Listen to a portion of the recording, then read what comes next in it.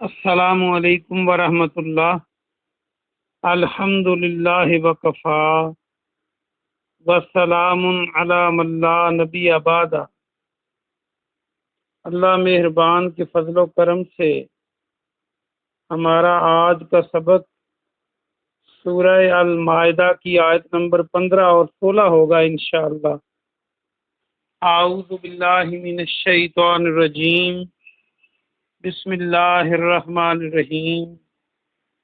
یا اہل الکتاب، اے اہل کتاب، قد یقیناً جاءکم رسولنا، جاءکم آیا تمہارے پاس، رسولنا ہمارا رسول، یبین لکم وہ بیان کرتا ہے، یبین کو دیکھیں تو یا کے معنی وہ، با یا نون موجود ہے، الف لگا دیں تو بیان بن جائے گا اردو کا۔ وہ کھول کر بیان کرتے ہیں، لکم تمہارے لیے، کثیرا مما کثیر بہت کچھ، کثرت سے، مما اس سے جو، کنتم تخفون کنتم تم تھے، تخفون چھپاتے، تخفون کو دیکھیں تو خفیہ کا لفظ آپ بنا سکتے ہیں، خافا اور یا ہے لگا دیں تو خفیہ بن جائے، یا خفی، مخفی، میم خے فے چھوٹی ہے، من الکتابی کتاب میں سے، ویافو اور وہ درگزر کرتا ہے، یہ وہی عین فا واو افو وہ درگزر والا جو اردو میں ہم استعمال کرتے ہیں لفظ ہے، ان کثیر بہت سی باتوں سے، باتوں کو بریکٹ میں کر لیں، قد جاءکم یقیناً آ چکی تمہارے پاس، من اللہ اللہ کی طرف سے، نور و کتاب مبین روشنی اور واضح کتاب، کتاب مبین واضح کتاب۔ اس کا با محاورہ ترجمہ سنیں، اے اہل کتاب یقیناً تمہارے پاس ہمارے رسول تشریف لا چکے ہیں، یہ اشارہ محمد رسول اللہ صلی اللہ علیہ وسلم کی طرف، وہ تمہارے لیے بہت کچھ بیان کرتے ہیں اس میں سے جو تم کتاب میں سے چھپاتے تھے، اور وہ بہت سی چیزوں سے درگزر کرتے ہیں، یقیناً تمہارے پاس اللہ کی طرف سے روشنی اور واضح کتاب آ چکی۔ کتاب مبین یہدی، یہدی کو دیکھیں تو ہدایت دیتا ہے وہ سے مراد اللہ، بہ اللہ اس کے ذریعے اللہ تعالی، من اتبع من جو، اتبع کو دیکھیں تو اردو کا لفظ الف سے بے الف عین اتباع بن سکتا ہے، پیروی، رضوانہ اس کی خوشنودی کی، رضوان خوشنودی کو کہتے ہیں، سبل السلامی اور سلامتی کے راستوں کی، سبل سبیل آپ کئی بار پڑھ چکے ہیں، راستہ، جیسے فی سبیل اللہ ہم کہتے ہیں اللہ کا راستہ، اللہ کے راستے میں، وَيُخْرِجُهُمْ اور وہ نکالتا ہے انہیں، وَيُخْرِجُهُمْ مِنَ الظُّلُمَاتِ اندھیروں سے، ظلمتوں سے، إِلَى النُّورِ روشنی کی طرف،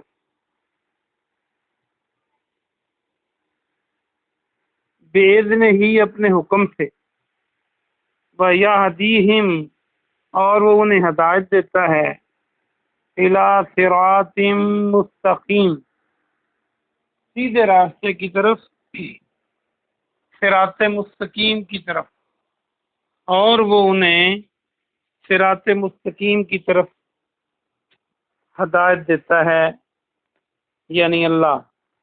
اس کا بامحاورہ ترجمہ سنیں۔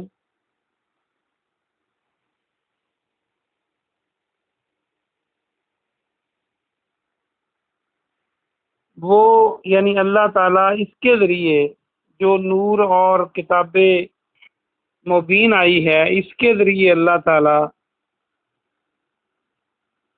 جو اس کی یعنی اللہ کی خوشنودی کی اور سلامتی کے راستوں کی پیروی کرتا ہے، اس کو ہدایت دیتا ہے اور اسے اندھیروں سے روشنی کی طرف نکالتا ہے اپنے حکم سے، اور انہیں سیدھے راستے کی طرف، صراط مستقیم کی طرف ہدایت دیتا ہے۔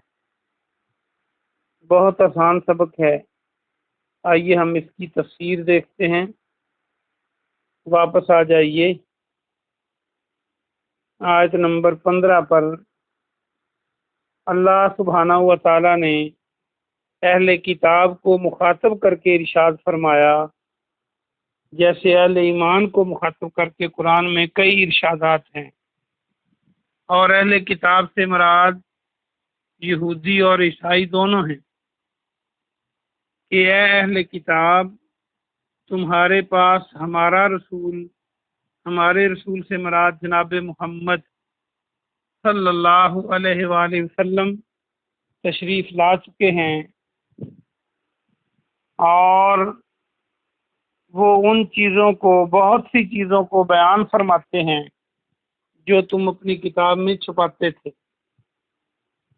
اس آیت مبارکہ سے ایک تو یہ پتہ چلا کہ جو اہل کتاب تھے یہود و نصارہ، وہ اپنی الہامی کتابوں میں سے بہت ساری چیزیں چھپا لیتے تھے۔ چھپانے کا مطلب اور مقصد کیا تھا، آپ پہلے بھی پڑھ چکے ہیں کہ ان کے ہیرا پھیری کے کئی طریقے تھے۔ کبھی وہ الفاظ کو ان کے موضوعات سے بدل دیتے، کانٹیکسٹ سے چینج کر دیتے، موقع محل چینج کر دیتے، کبھی معنی چینج کر دیتے، اور کبھی ویسے ہی چھپا لیتے۔ یہ کام ان کے مولوی حضرات کرتے تھے تاکہ اپنی پسند کے فیصلے لوگوں پر نافذ کیے رکھیں، اور ان کی کتاب تک جو رسائی اور پہنچ ہوتی تھی وہ صرف انہی کے پوپ پادریوں کی تھی، اور اس طرح وہ عوام الناس کو گمراہ کرنے میں کامیاب ہو جاتے تھے۔ بلکہ آج بھی ان کی عیسائیوں کی کتابوں کو ان کے بس جو ان کے علماء ہیں، پوپ پادری، وہی پڑھتے ہیں، باقی سارے فالوور ہیں۔ اور انہوں نے چھپایا کیا تھا؟ ایک تو انہوں نے چھپایا تھا جو واضح نشانیاں تھیں جناب محمد رسول اللہ صلی اللہ علیہ وسلم کی ان کتابوں میں کہ وہ تشریف لائیں گے، تو وہ چھپا لیتے تھے کہ عوام الناس کہیں مسلمان نہ ہو جائے۔ دوسرا، اور بھی جو حق باتیں تھیں ان کو چھپاتے تھے اپنی مرضی کے فیصلوں کے لیے۔ یہ ہمیں قرآن میں آیات نازل کی گئی ہیں ہمارے لیے بھی، تو ہمارے لیے کیا سبق ہے کہ ہم بھی نہ تو قرآن کے الفاظ کو اس کے موقع محل سے بدل کر اس کا کوئی اور مفہوم لیں جو اللہ چاہتا ہے اس کے علاوہ۔ میں حیران ہوتا ہوں جب ترجمے پڑھتا ہوں، بعض اوقات ترجمے مختلف ہوتے ہیں، مختلف ہونا تو کوئی بات نہیں، آپس میں متضاد ہوتے ہیں، تو یہ کیسے ممکن ہے؟ ایسے لوگوں کو اللہ سے ڈرنا چاہیے۔ اور کئی لوگ تو عوام الناس کو قرآن کا ترجمہ نہ پڑھنے کا کہتے ہیں، کئی مولوی ہمارے مسلمانوں میں، کہ آپ ترجمہ نہ پڑھیں۔ تو یہ بالکل یہود و نصارہ والی سازش اور ڈگر ہے کہ جب لوگ خود اس کا ترجمہ تفسیر پڑھیں گے تو ان کو حق بات کا پتہ چل جائے گا، اور مولوی حضرات کی مذہبی دکانوں پہ رش کم پڑ جائے گا۔ تو یہ ہمیں سنایا جا رہا ہے، اور بہت سی چیزوں سے درگزر کرتے ہیں پیارے نبی صلی اللہ علیہ وسلم۔ اگلے حصے میں فرمایا کہ تمہارے پاس اللہ کی طرف سے روشنی اور واضح کتاب آ چکی ہے۔ اس نور کے مفسرین نے کئی معنی کیے ہیں، میں سارے بتائے دیتا ہوں۔ بعض مفسرین نے تو کہا کہ اس نور سے مراد جناب محمد رسول اللہ صلی اللہ علیہ وسلم کی زندگی ہے، کیونکہ آپ کی تعلیمات نے، آپ کی زندگی نے لوگوں کو اندھیروں سے نکال کر روشنی کی طرف لایا، شرک اور بدعت، گمراہی اور گناہ کے اندھیروں سے نکال کر توحید، سنت، ہدایت اور روشنی کی طرف لوگ آئے، تو آپ کی تعلیمات کو نور کہا جا رہا ہے۔ اور دوسری واضح کتاب سے مراد قرآن مجید ہے، لیکن یہاں سے کوئی یہ مطلب نہ لے لے کہ آپ کا جسم مبارک نور سے بنایا گیا تھا۔ اگر آپ کا جسم مبارک نور سے بنایا ہوتا تو چلتے پھرتے آپ کے جسم اطہر سے روشنی نکلتی۔ آپ انسان تھے، لیکن انسانوں میں سے، پوری مخلوقات میں سے سب سے اعلیٰ و افضل ہیں۔ آپ جیسا نہ اللہ نے بنایا ہے، نہ قیامت تک کسی کو بنائے گا، نہ آپ جتنا مرتبہ اور رتبہ کسی کو دیا ہے نہ دیا جائے گا۔ آپ ہیں انسان، لیکن نبیوں کے سردار، اللہ کے محبوب پیغمبر، اور جتنی شان مخلوقات میں سے اللہ نے کسی کو زیادہ سے زیادہ دینی تھی وہ جناب محمد رسول اللہ صلی اللہ علیہ وسلم کو دی۔ اللہ نے اپنے نور میں سے کسی کو نہیں بنایا، اپنے نور کے حصے نہیں کیے۔ دوسرا معنی جو مفسرین نے کیا ہے وہ کہتے ہیں کہ یہ ایک ہی نور اور کتاب ایک ہی بات ہے۔ یہ قرآن کو ہی نور کہا گیا ہے۔